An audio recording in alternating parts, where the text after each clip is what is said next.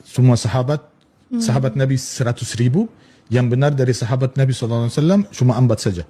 Faham? Dan hina istri Nabi SAW, Siti Aisyah, semuanya min hina, gak ada yang benar. Yang penting 4 sahabat dan Hasan dan Hussein.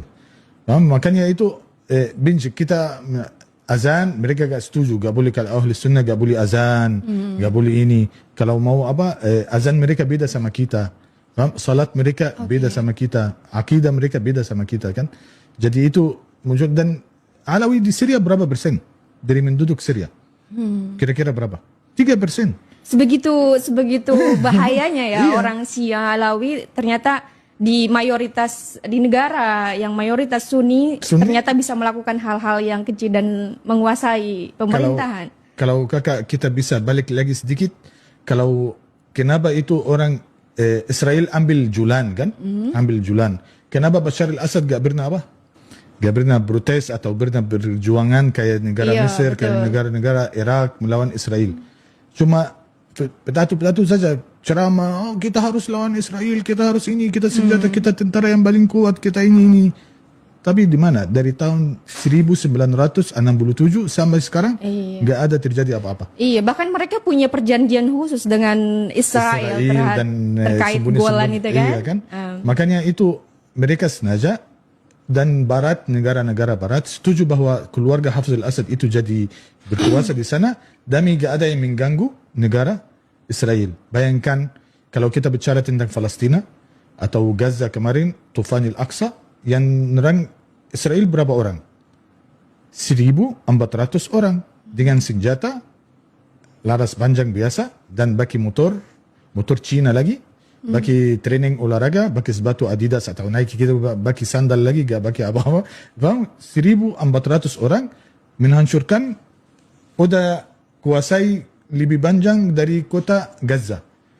Tapi mereka ambil tawanan, ambil ini, balik lagi. Itu 1.400. Paham gak? Bayangkan kalau negara kekuatan besar dengan alat-alat militer yang canggih dan ini semuanya, apa yang terjadi di Israel? Makanya semuanya sekarang ketahuan semua. Paham gak? Siapa yang munafik, siapa yang baik, siapa yang tidak, siapa yang dukung, siapa yang tidak, ketahuan semua.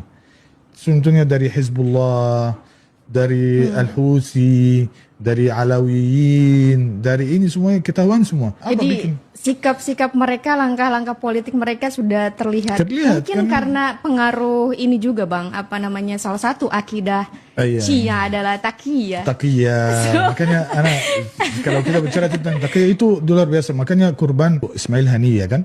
Ismail Haniyah keliling dunia. Paham? Ismail Haniyah keliling dunia. Kenapa gak kena rodal atau bom kecuali di Iran? Katanya negara yang kuat, yang Israel ditakuti oleh Israel, wah gini kan, gak bisa tembus apa gini. Tapi meninggal di negara sendiri. Gak usah Ismail Haniyah kan, presiden mereka sendiri, kawan-kawannya khianati presidennya. Yang kemarin dibom di pesawat itu kan, jatuh pesawatnya kan.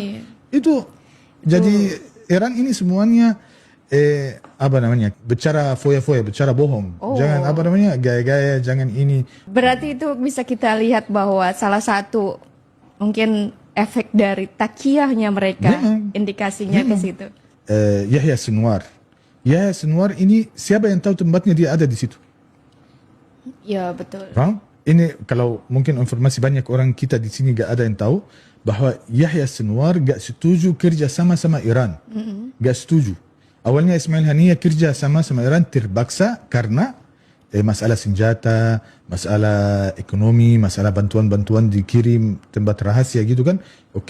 Tetapi udah senjata udah cukup di Gaza, dengan jiwa-jiwa orang yang siap berjuang untuk demi Palestina dan Gaza khususan. Jadi Yahya Sinwar gak setuju dengan kerja sama apa? Kenapa selanjutnya 2 hari terjadi pembunuhan Yahya Sinwar? Kenapa? Karena yang tahu segala jalannya Yahya Sinwar dan HT dan alat-alat gitu Iran. Bang, sebetulnya kita juga di Indonesia, khususnya anak-anak muda, kita sangat minim literasi terkait Syiah. Dan mungkin Abang bisa lebih jelaskan agak sedikit mundur ke belakang sejarah atau ketika munculnya Syiah. Kita tahu kan bahwa Syiah itu diciptakan oleh Sabah. Sabah. Ya. Sabah. Sabah dan juga Lu'lu' Abu Lula yang bunuh Sayyidina Umar kan? Iya, betul. Yang sekarang makamnya besar sekali di Iran. Iya, betul. Kebanyakan kita tidak tahu dari sumbernya. Abang bisa nggak untuk kita pencerahan kepada teman-teman biar lebih bisa dipahami dan kemudian juga mengenal apa itu Syiah. Awalnya sebenarnya Syiah itu terjadi atau itu ketika Sayyidina Umar. Tapi ketika mulai muncul, apakah ada yang berani bilang saya orang Syiah? Gak ada. Kenapa mereka di seluruh sahabat orang Syiah itu benci sekali sama Umar bin Khattab? Kenapa? Karena Umar bin Khattab yang hancurkan negara Farisia. Yang hancurkan, bukan kenapa mereka memang mereka benci Khalid bin Walid, mereka benci Abdullah bin semua sahabat, Abu Bakar semua. Tapi kenapa khususan Umar? Karena Sayyidina Umar itu yang menghancurkan kerajaan Persia. Kerajaan Persia itu yang paling kuat. Kalau kita sekarang bilang kayak Amerika gitu kan, kuasai seluruh dunia. Oke? Jadi kenapa itu mereka benci Sayyidina Umar? Karena ini sebenarnya salah satu sahabat Nabi yang memimpin pasukan dan hancurkan di perang Al-Qadisiyah adalah Sayyidina Umar. Walaupun dia gak pergi perang di sana, tapi yang bersiapkan pasukan dan alat-alat perang dan itu semuanya Sayyidina Umar radhiyallahu anhu. Makanya orang Syiah itu paling benci sekarang nomor satu Umar. Makanya di setiap salat, habis salat, la'natullah ala Umar, laknatullah Umar. Allah Umar itu laknat, dapat laknat dari Allah. Kenapa itu? Kenapa mereka gak fikir bahwa Sayyidina, yang mereka mengagumkan Sayyidina Ali. Mereka gak tahu bahwa anak Sayyidina Ali yang perempuan nikah sama sama Sayyidina Umar. Mereka gak tahu bahwa Hasan Hussein anaknya juga namanya Utsman dan Umar dan Abu Bakar ada juga anak namanya. Iya. Dan balik lagi, kenapa mereka mengagumkan Hussein bukan Hasan? Kenapa, ada yang tahu? Banyak yang nggak tahu bahwa kenapa sebenarnya kakak itu siapa? Hasan. Adik itu siapa? Hussein.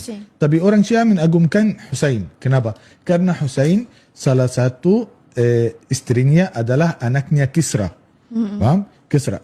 Secara tidak langsung bahwa mereka ini sebenarnya bukan masalah Islam atau apa gitu kan. Mereka mau mengagumkan turunan-turunan mereka yang Majusi. Yang agama Majusi, paham? Ya. Makanya Abu Lu'lu'atul Majusi yang bunuh Sayyidina Umar. Kenapa dia ada makamnya di Iran? Dan banyak orang yang haji ke Iran. Daripada haji ke Ka'bah, ke Makkah, mereka haji ke Iran atau ke Karbala, tempatnya makam Sayyidina Ali kan.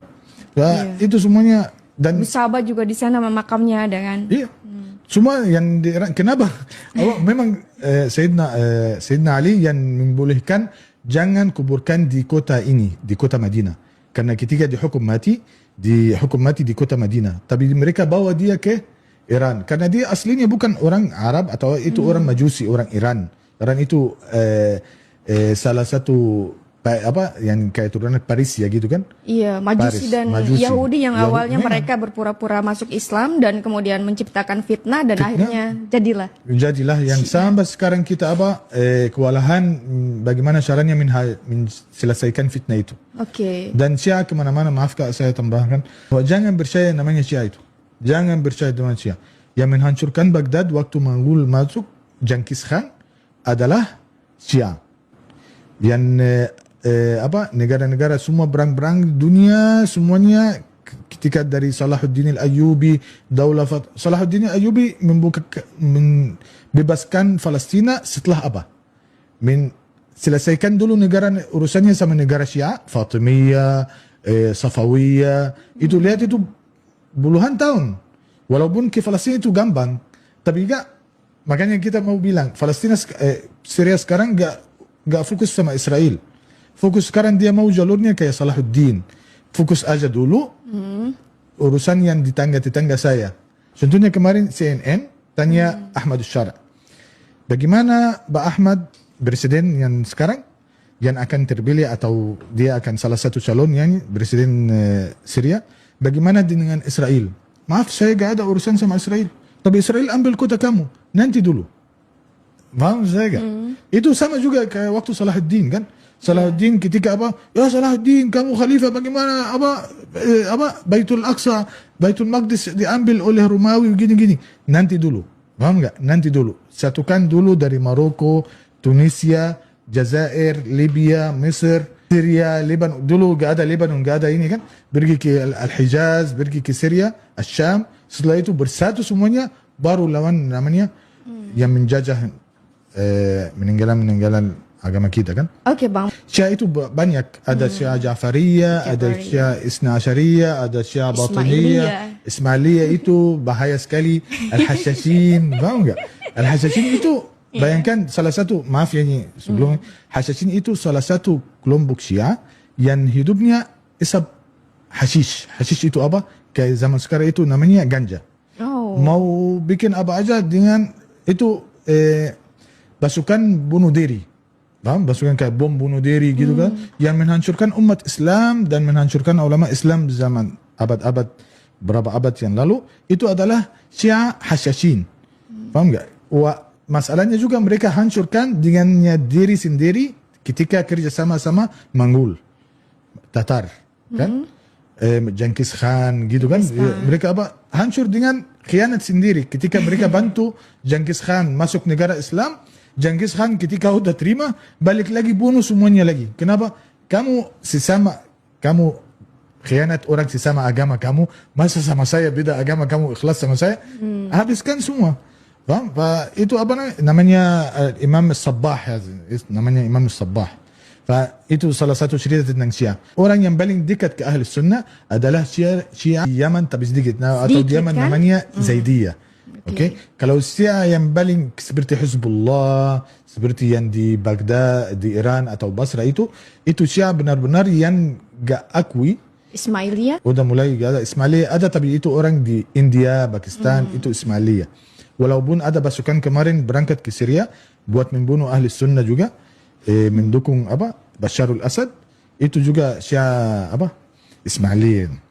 Itu Ismailiyah karena mereka akui Imam Ismail, Al-Imam Ismail.